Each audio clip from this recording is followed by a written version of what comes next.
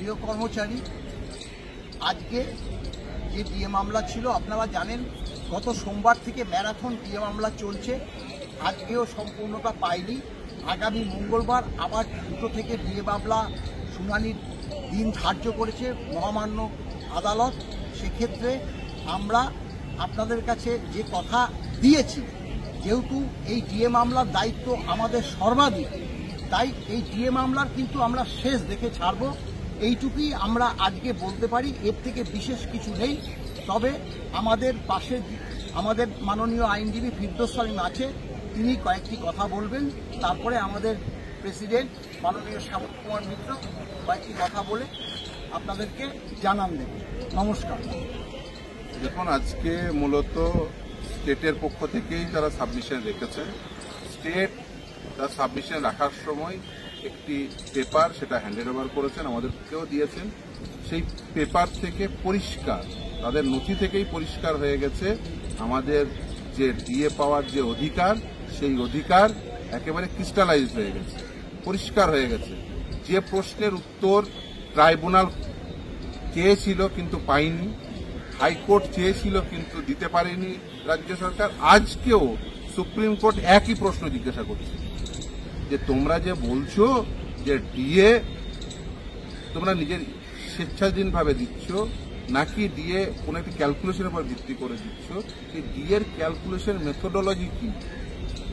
Tribunal জানতে চেয়েছিল, methodology বলতে পারেনি। হাইকোর্ট জানতে চেয়েছিল, বলতে পারেনি। সুপ্রিম কোর্ট জানতে চেয়েছে, বলছে ইনস্ট্রাকশন দিতে হবে। তাহলে এতদিন ধরে কি করছে? ডিএ এআইসিপিআই অনুযায়ী দিতে হবে, সেটা রোপারুল 2009-এ লেখা আছে এবং সেই জন্যই সেটা স্ট্যাটুটরি ফ্লেভার পেয়েছে। আন্ডার আর্টিকেল 309 এই ডিএ দিতে হবে সেটা বলা আছে।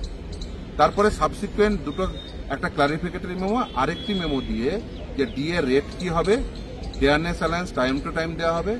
ওরা আর 3টে যে অ্যালায়েন্সেস আছে সেটাকে তারা হাতিয়ার করতে চেয়েছে, কিন্তু সেটা আমাদের পক্ষে যাবে।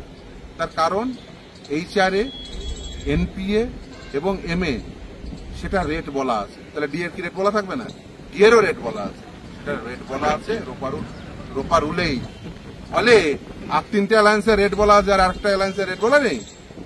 বামপন্থ সরকার কি মানে অতটা বুদ্ধিহীন ছিল না?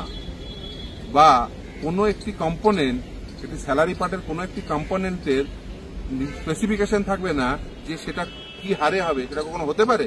স্যালারিতে বিভিন্ন কম্পোনেন্ট থাকে, যেন রোপারুল 2009-এ যেমন বেসিক পে রয়েছে, যেমন গ্রেড পে রয়েছে, সেরকম এমএ রয়েছে অর্থাৎ মেডিকেল অ্যালায়েন্স রয়েছে, সেরকম ডক্টররা যেমন এনপিএ পায়, এইচআরএ রয়েছে, সেরকম ফেয়ারনেস অ্যালায়েন্সও স্যালারির একটা পার্ট। তাহলে basic pay fixed, grade pay fixed, তার ক্যালকুলেশন মেথোডোলজি রোপারুলসে বলা আছে। এমএ কত সেটা বলা আছে, এইচআরএ কত সেটা বলা আছে, এনপিএ কত সেটা বলা আছে, ও ডিএ কত সেটা বলা নেই। এত সকলকে এত বোকা ভাবার কোনো কারণ নেই।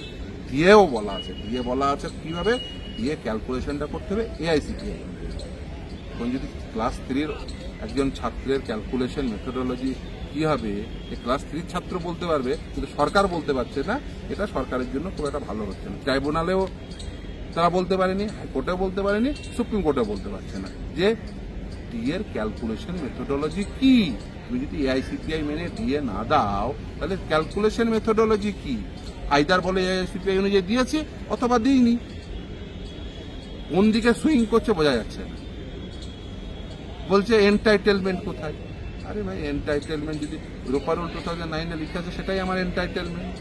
তুমি ক্লারিফিকেটরি মেমোতে dearness allowance time to time দেবো, সেটা আমার এন্টাইটেলমেন্ট। দিস্তা পেজ রয়েছে, সেখানে এন্টাইটেলমেন্ট বলা আছে। অথচ এই ডিয়ারনেস অ্যালায়েন্স যে এআইসিপিআই অনুযায়ী দিতে হবে এটা স্পষ্টত বলা থাকা সত্ত্বেও তারা বুঝতে পারছেন না। সবার হেরেও বুঝতে পারেননি। আশা করি সুপ্রিম কোর্টের পরে আশা করি তারা বুঝতে পারবেন যে ডিএ কিভাবে ক্যালকুলেশন করতে হবে। সবার হেরেও বুঝতে পারেননি। গ্রাম্য একটা প্রবাদ আছে, যার স্বল্প বয়সেও হয় না তার ওই বৃদ্ধ অবস্থায়ও হবে না। সবার হেরেও বুঝতে পারেনি, নিশ্চিতভাবে এরপরে হেরে নিশ্চিতভাবে হয়তো বা বুঝবেন। প্রিয় কর্মচারী বন্ধুরা, আমি জানি আপনারা অধৈর্য হয়ে পড়ছেন যে মামলা এরকম দিনের পর দিন শুনানি হচ্ছে, আবার মঙ্গলবার হিয়ারিং। একটা জিনিস আমাদের বুঝতে হবে যে মহামান্য সুপ্রিম কোর্ট আমরা দীর্ঘদিন ধরে অর্থাৎ 2022 সালের 28শে নভেম্বর থেকে যেটা চেয়ে এসেছিলাম যে মহামান্য সুপ্রিম কোর্ট একটা কমপ্লিট জাজমেন্ট করে একটা অন্তিম রায় দিন, যাতে রাজ্য সরকার আর কোনোভাবেই সেই রায়কে অমান্য করার দুঃসাহস না দেখাতে পারে এবং ডিএর প্রসঙ্গে একটা সর্বোচ্চ আদালতের একদম স্পষ্ট নির্দেশ আমরা পাই। তা মহামান্য আদালত সেই দিকেই বর্তমান বেঞ্চ সেই দিকেই যাচ্ছেন এবং ধারাবাহিকভাবে গত সোমবার থেকে শুনানি চলছে। দীর্ঘ সারা দিন ধরে শুনানি হয়েছে। গতকাল আমাদের আইনজীবী বিকাশ রঞ্জন ভট্টাচার্য দীর্ঘ শুনানি করেছেন, বলেছেন। আজকে আমাদের অন্যতম আইনজীবী রোহিত রোহম তিনি তার বক্তব্য রেখেছেন, তিনি তার সাবমিশন করেছেন এবং তাকে সহযোগিতা করেছেন আমাদের অন্যতম আইনজীবী ফিরদৌস শামীম, গোপা বিশ্বাস, শেখর কুমার এনারা। এবং আজকে একটা নতুন ঘটনা ঘটেছে, সেটা হচ্ছে আবার সরকার পক্ষ থেকে একটা নতুন নথি দেয়া হয়েছে এবং তার উপরে তা বিস্তারিত আলোচনা হবে। তা আমরা এবং আমাদের আইনজীবীরা ওই নথিটা পুরো পড়ে দেখেছি এবং তাতে আমরা নিশ্চিত যে ওই নথিটা দিয়ে মামলাটা একটু দীর্ঘায়িত হচ্ছে। আগামী মঙ্গলবার আবার শুনানি হবে এবং তারপর হয়তো আগামী বুধবারও হতে পারে। আমরা আর্থিকভাবে অত্যন্ত খুব খারাপ অবস্থায় থাকবো, এটা আমরা জানি, কিন্তু তারপরেও বলছি যে এতে আমাদের সুবিধেই হলো, কারণ এই যে নথিটা দিয়েছেন তাতে যেসব কথা বলা হয়েছে সেটা আমাদের মামলায় কর্মীপক্ষের অনুকূলেই যাবে।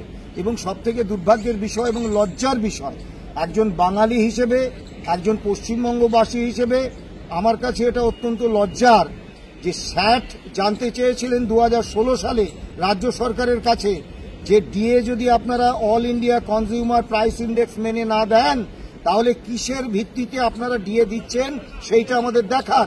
তারা দেখাতে পারেননি।